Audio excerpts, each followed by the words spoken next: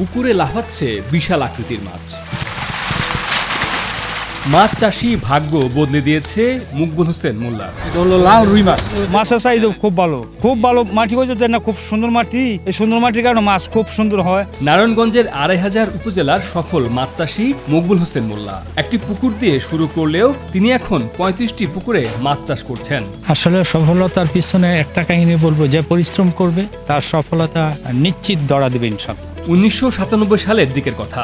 মকবুল হোসেন মোল্লা মাত্র ৫০,০০০ টাকা পুঁজি নিয়ে একটি পুকুরে শুরু করেছিলেন মাছ চাষ।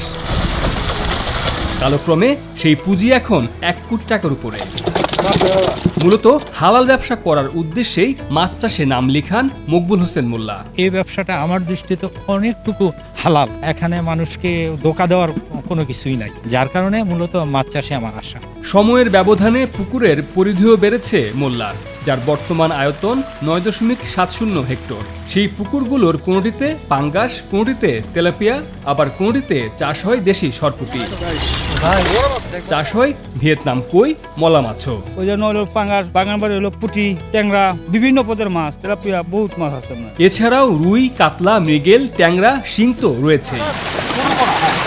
২৫০০ উপজেলার ৭ গ্রাম ইউনিয়নের বিভিন্ন এলাকায় অবস্থিত পুকুরগুলোতে প্রতিদিনই জেলেরা ভিড় করেন মাছ কেনার জন্য। একবারে সতেজ মাছ, ফ্রেশ তাজা মাছ। মোল্লা নামে এক নামে বললেই এটা কাস্টমার চাহিদা আছে ভালো। একটি বেসরকারি গ্রুপের মালিকানাধীন পুকুরগুলো লিজ নিয়ে দেশি মাছ ছাড়াও একুরিয়ামে রঙিন মাছ চাষও মোল্লার ব্যবসার আরেক সফলতার গল্প।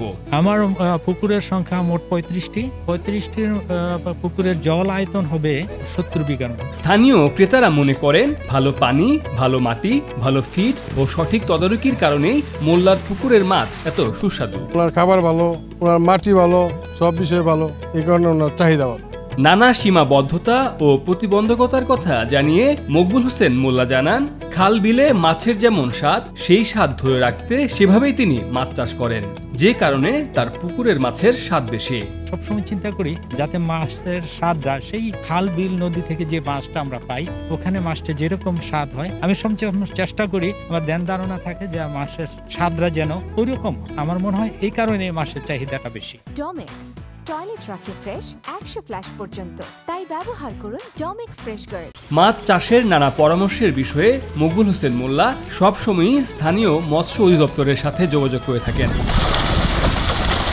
এর ফল হিসেবেই মাছ চাষে এমন সফলতা পেয়েছেন এই মাছ চাষি, এমনটাই মনে করেন ২৫০০ উপজেলার সিনিয়র উপজেলা মৎস্য কর্মকর্তা জেসমিন আক্তার। সে সবসময় মৎস্য অধিদপ্তরের সাথে একটি লেয়াজ মেনটেন করে চলেছে, মৎস্য অধিদপ্তরের কাছ থেকে পরামর্শগুলো নিয়েছে। আমাদের অনেক বড় চাষি আছে যারা এই জিনিসগুলো নিজস্ব উদ্যোগে কিনে চেক করে না, তো সে হচ্ছে আমাদের এই পরামর্শগুলো নিয়ে সেইগুলো চেক করে এবং চেক করে সে হচ্ছে পরবর্তীতে পদক্ষেপগুলো নেয়।